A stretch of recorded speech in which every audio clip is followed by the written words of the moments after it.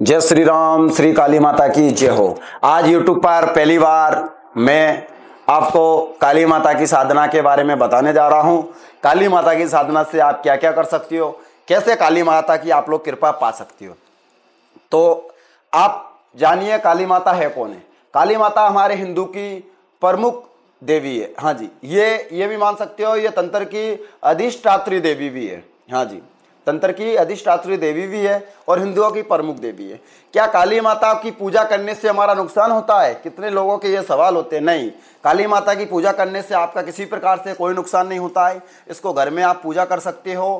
काली माता का रूप कैसा होता है? काली माता के खुले हुए बाल होते हैं पूरे, एक हाथ में तलवार जिसे बोल सकते हैं कटार, एक हाथ में माला नरमुंड की माला होती है या नरमुंड होता है, दूसरे में जीभ बाहर निकली हुई होती है और आंखें बड़ी बड़ी, जीभ निकली हुई और क्रोध रूप में काला चेहरा पूरा।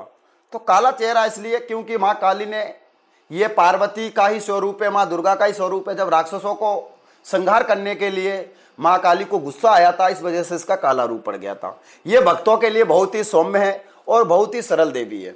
अगर आप घर में या आध्यात्मिक में इसको पूजना चाहते हो तो आपकी आध्यात्मिक में उन्नति होगी।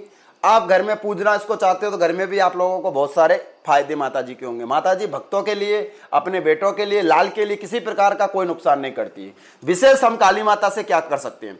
काली माता अंधकार को दूर करने वाली है, अंधकार का नाश करने वाली है, अंधेरे से उजाले में लाने वाली जो देवी मानी जाती है वो काली माता मानी जाती है।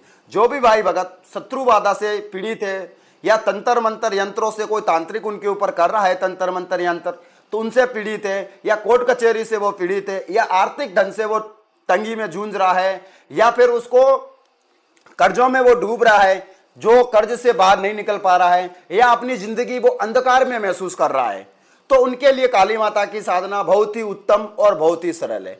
ये साधना 21 दिन की साधना होती है। 21 दिन आप माँ माई का, काली माता का सात्विक रूप से पूजन करना है। सात्विक रूप से माँ काली का अगर आप लोग पूजन करते हो, पूजन करके और माँ काली की आपको पूजा करनी है। इस पूजन से आपके जीवन में उन्नति होगी, आपका जीवन सारा बदल जाएगा, आपका व्यापार कारोबार सारा बदल जाएगा।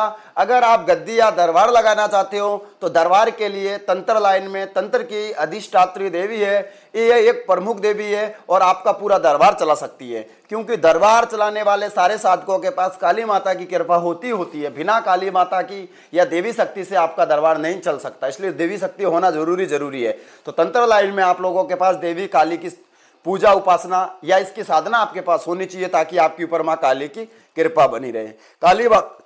काली माता प्रमुख रूप से आप अमावस्या के दिन यह साधना हम लोग करवाते हैं और नवरात्रों के दिन करवाते हैं, पर प्रमुख यह साधना 21 दिन की होती है और नवरात्रों में हो या फिर आप अमावस्या के दिन इसको चालू कर सकते हो। प्रत्येक अमावस्या से यह साधना की जा सकती है, सात्विक रूप से की जा सकती है।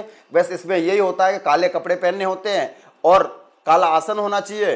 काले आसन के ऊपर बैठ के 21 दिन की आप साधना कर सकते हो। घर में कर सकते हो, एकांत में कर सकते हो, घर के किसी भी कोने में काली माता की आप साधना कर सकते हो। इससे आपके काम धंधे में आपको कृपा होगी। आपका जीवन पूरा अंधकार में डूब रहा है तो अंधकार से जो उजाले में लाने वाली देवी मात्र एक ही काली माता मानी जाती है।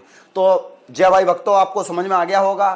तो जो भी भाई भगत ये साधनाएं सीखना चाहता है तो आप गुरु परंपरा में जुड़ के ये मंत्र दीक्षा लेकर प्रॉपर तरीके से ये साधना कर सकते हो ताकि काली माता आप सभी के ऊपर कृपा करे और आपकी मनोकामनाएं पूर्ण करे। ये कोर्ट कचहरी से लगाकर, आपका ए से लगाकर सारा जेड तक पूरा काम करने में एक काली माता ही सक्षम है। बस आपके प्रेम और भाव से पूजने की कमी है। तो ठीक भाई भक्तों, जो भी भाई भगत साधना सीखने का इच्छुक है तो श्री सिलोरी धाम में आ सकता है। यहाँ पर हमारे निःशुल्क की साधनाएं सिखाई जाती है, पर गुरु परंपरा में जुड़कर आप लोग ये साधना सीखोगे तो आपको ज़्यादा फलदायी होगा, क्योंकि योग्य गुरु ही इसका ज्ञान दे सकता है। जय माता दी, ओम नमो काली, जय श्री काली मैया।